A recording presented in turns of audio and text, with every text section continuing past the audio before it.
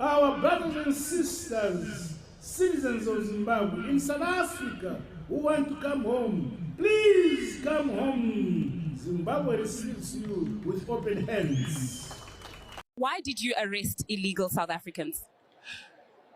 Zimbabwe enforces its laws. We are not a banana republic. Boss say, see, relationship here how?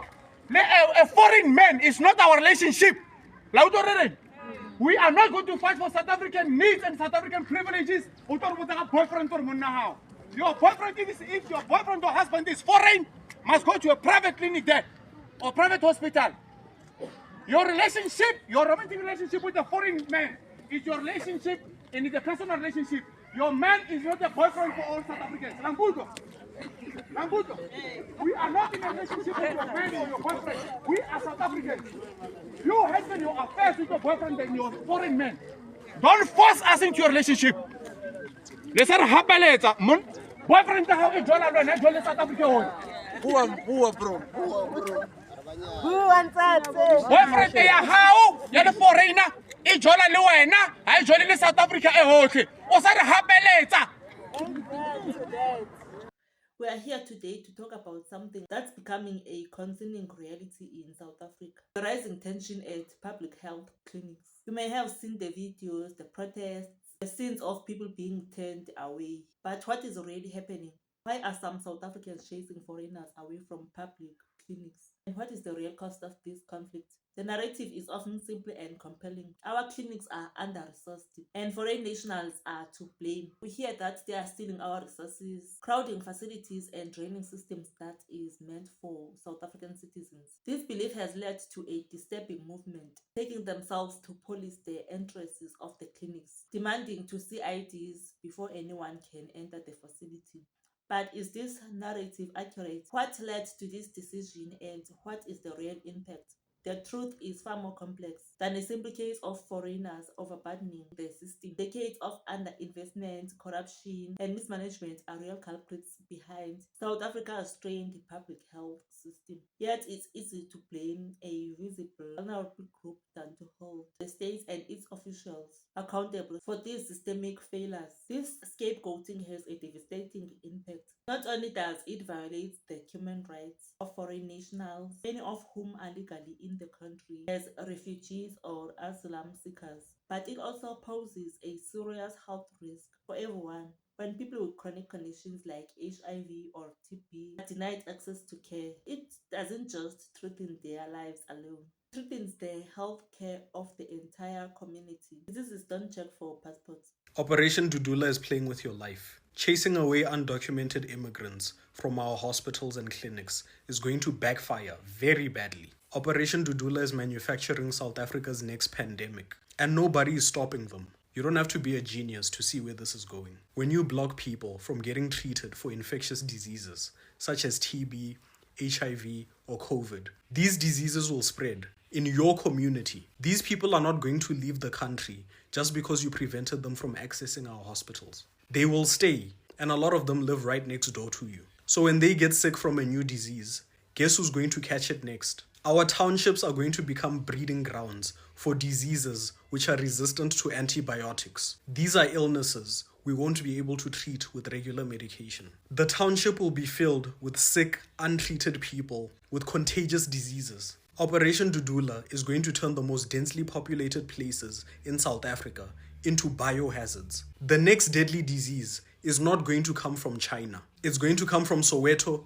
Deep Sloot, or Tembisa, because some of you thought that kicking out sick people from our hospitals was a smart idea. This is not xenophobia anymore. What Operation Dudula is doing should be classified as biological terrorism. So when the next outbreak begins, don't act confused. Don't look for someone to scapegoat. Just look in the mirror and say, thank you, Dudula. You gave us this disease. You wanted to see undocumented immigrants suffer? Well, congratulations. Now we're all going to suffer. And I hope it was worth it. So what are foreign nationals saying about this? From what I have seen, they are expressing their fears and confusion from what is happening. Many are legal residents who contribute towards the economy as taxpayers, and yet they find themselves denied healthcare despite having legal documents or clinic cards they have used for years. Some they are claiming decades. They are caught in the middle, facing a system that is failing them and the community that is turning against them. How are you? I don't have ID. You don't have an ID? Yes. Passport with your medical certificate to show that you can enter? I got certificate. Medical certificate? No.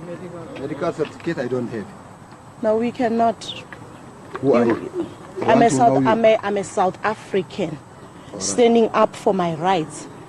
As the Constitution, Section 21 says, if you do know our Constitution, because as you are a foreigner in our country, you should be able to know the Constitution of South Africa, the don't-dos and the do's of what you must do in the country. Okay, thank you. Now I come to the hospital. I got appointment for 1 month's kid. Are you a South African? No. This is the public hospital. It serves South I Africans. come from East Africa. I'm not foreigner. You are a South. Okay, fine. Let's I'm not your foreigner. ID. I'm from East Africa. East Africa. Yes. Okay, fine. Listen. I come from Ethiopia. Okay, you come from Ethiopia. Yes. Ethiopia, it's not South Africa. This is South Africa with its own laws. And South Africa, it's for South Africans. East Ethiopia, it's for East Ethiopians. This is South Africa. Let me tell you. Me, I stay here, South Africa, it's 18 years. So you still don't have papers? I'm using the asylum. You are still a illegal foreigner. Me, I'm not 18 years with asylum. Yes. That's questionable. Yes. That is not my problem. That is questionable. Me, I living with the asylum. It's questionable. This, however, brings us to the crucial question that has been flying around. What is the global standard for foreigners visiting another countries? In many parts of the world, it is a legal requirement for visitors, tourists, and expatriates to have their own private medical insurance. This policy ensures that they are not a burden on the host country public health care system. While some countries provide free emergency care, comprehensive medical needs are typically the individual's responsibility. It is the system that protects both the visitor and the host country. Adding another layer of complexity to this issue is the prevalence of fraudulent South African identity documents that has been found in possession of foreign nationals. This is a serious issue that points to corruption and a breakdown of a system. The Department of Home Affairs had to resort to blocking IDs to address this, and individuals found with these fraudulent documents to face legal consequences and deportation, which hardly happens. This reality fuels the suspicion and anger on the ground, as South Africans believe that someone who possesses an ID document of another person have obtained it illegally. Tell me what you think about this, but I think that this comes from frustration. Honestly, the citizens are tired of saying one thing. Most of foreigners come to the country illegally and they cause disruption and mess everything up. And the arrogancy that they have is actually the cause of South Africans to actually ignore the law and do things as they see fit, because at the end of the day, this is their country and there is nothing that they are going to do about it. So tell me what you think about this. Don't forget to like, comment, and subscribe. Until next time, bye.